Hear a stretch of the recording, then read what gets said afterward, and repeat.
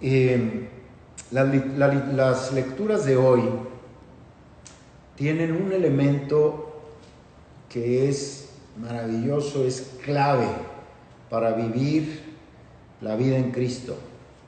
Para que no suceda que vivimos en el cristianismo, vivimos en los sacramentos, vivimos en la iglesia, pero que no suceda como aquello que decía Gandhi, que pasa la corriente en un río.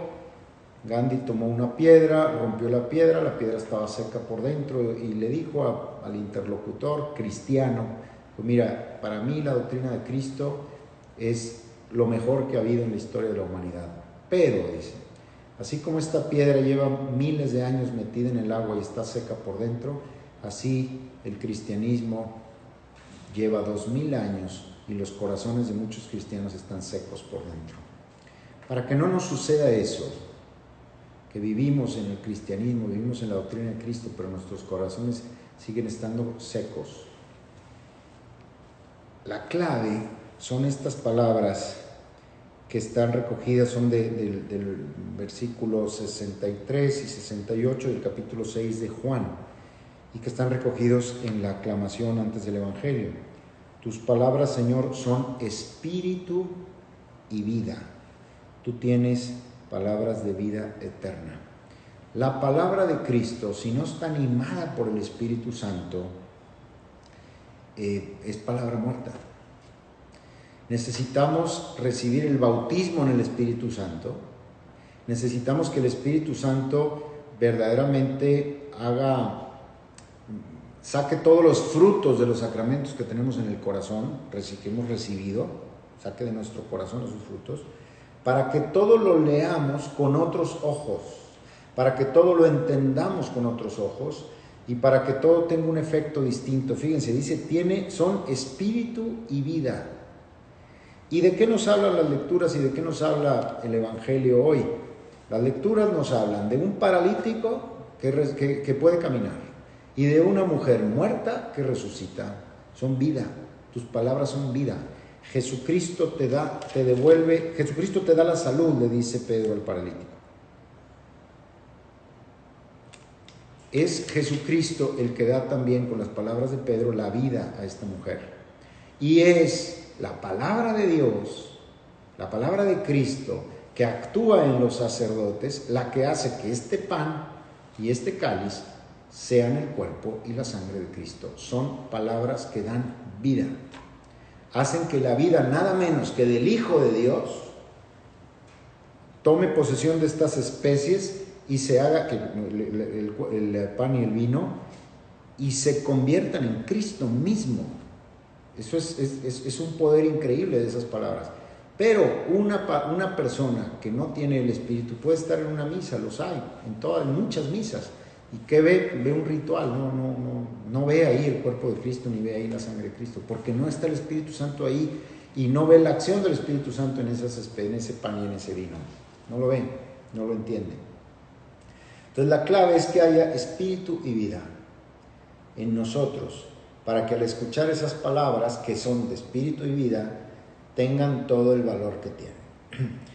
Y vamos al Evangelio, que a mí este pasaje desde hace muchísimos años me gusta mucho, porque es el final del discurso eucarístico de Cafarnaúm. Todos estos días pasados hemos venido oyendo cómo Jesús dice: el que come mi carne y el que bebe mi sangre y tendrán vida, y yo los resucitaré el último día, y ellos vivirán por mí, y yo viviré en ellos, a los que comemos y bebemos la sangre de Cristo. Todo este discurso, ahí está en el capítulo 6 de San Juan, si lo quieren repasar en su casa, concluye con el pasaje de hoy, donde después de haberlo escuchado un buen número de sus discípulos y de judíos, que en muchos casos era lo mismo, después de oírlo, dijeron: no, esto es demasiado, él ya perdió la cabeza. ¿Cómo vamos a comer su carne? ¿Cómo vamos a beber su sangre? Y se van, lo dejan. Este modo de hablar es intolerable, dicen, intolerable. ¿Quién puede admitir eso? Y se van, lo abandonan. Habían oído muchas otras cosas que los habían impresionado desde su mente, desde su corazón, pero no habían recibido el Espíritu probablemente, y por eso no entendieron esto. Y Pedro, ¿verdad?, le dice: Señor, yo como ellos, y esto es importante entenderlo, yo como ellos no entiendo nada. Yo como ellos pienso que esto es intolerable. Yo como ellos digo que quién puede admitir eso. Pero, ¿a quién voy a ir? ¿A quién voy a ir? Pedro tenía algo, el Espíritu de Dios, que le hizo ver que aunque esas palabras él en ese momento no las entendía, venían de Dios mismo. Eran de buena fuente. Y esto solo el Espíritu Santo que habita en nosotros es el que nos hace oler, percibir y saber que eso viene de buena fuente. Y es que esto otro, en cambio, viene de mala fuente. Y esas palabras en Pedro cobran vida. Y para Pedro la Eucaristía era la Eucaristía, como nosotros que estamos aquí. Entonces lo importante no son tanto las palabras, sino lo importante es de quién vienen esas palabras. Y de Cristo, del mismo que vinieron estas palabras: el que coma mi cuerpo y bebe mi sangre tendrá vida. También de Él salieron esas palabras que decían: ustedes harán estas mismas cosas. ¿Cuáles cosas? Signos, milagros, expulsión de demonios, predicación del Evangelio de Dios, vidas transformadas. Ustedes harán estas cosas, los sacramentos. Cada vez que un sacerdote nos dice: yo te absuelvo de tus pecados, quedamos totalmente regenerados. Cada vez que un sacerdote dice: esto es mi cuerpo, se convierte en el cuerpo y la sangre de Cristo. Pero también Pedro le dijo: levántate, Eneas, levántate, y un paralítico se levantó. Estas son las palabras que tienen vida y espíritu. Palabras poderosas, porque son la palabra de Dios dichas por alguien que está en el Espíritu Santo. Y luego, mucho más impresionante es esta mujer que hacía tanto bien en la iglesia, que muere y le dice: Tabitá, levántate. Tabitá, levántate. A mí me impresionó mucho hace 2 años que me refirieron de un libro de un especialista americano que está estudiando las vidas de los santos, y llevaba hace 2 años, no sé ahora cuánto lleve, 400 casos detectados a lo largo de estos 2000 años de historia en los que santos han resucitado muertos.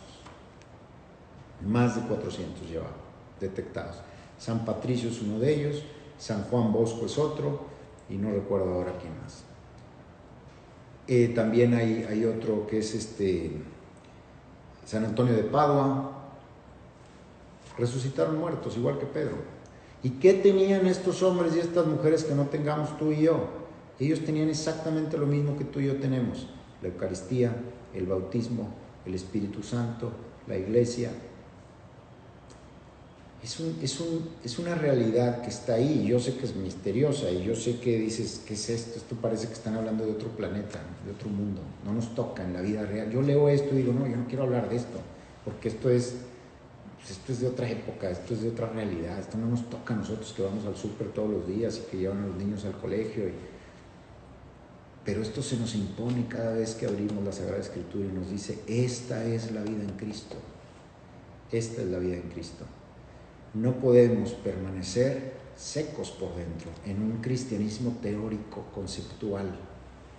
Tenemos que vivir un cristianismo de vida, donde el amor de Dios está presente y llega hasta estas expresiones: de levantar un paralítico, de resucitar un muerto. Y llega a estas expresiones donde el amor de Dios es tan grande que quiere donársenos de tal forma que nos dice: cada vez que digan a este pan y a este vino, esto es mi cuerpo, esto es mi sangre, cada vez que lo hagan en conmemoración mía, ahí estaré yo en medio de ustedes, porque yo me quiero donar a ustedes. Estas son locuras de amor. Este es el único cristianismo verdadero. Lo demás es teoría, es palabras sin vida, palabras sin espíritu. Pidamos al Espíritu Santo en esta época pascual y en vísperas de Pentecostés que nos regale el don del bautismo en el Espíritu, que ya tenemos el bautismo.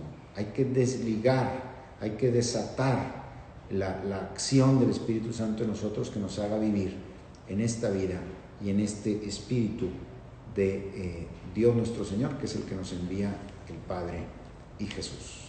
En el nombre del Padre, del Hijo y del Espíritu Santo. Amén.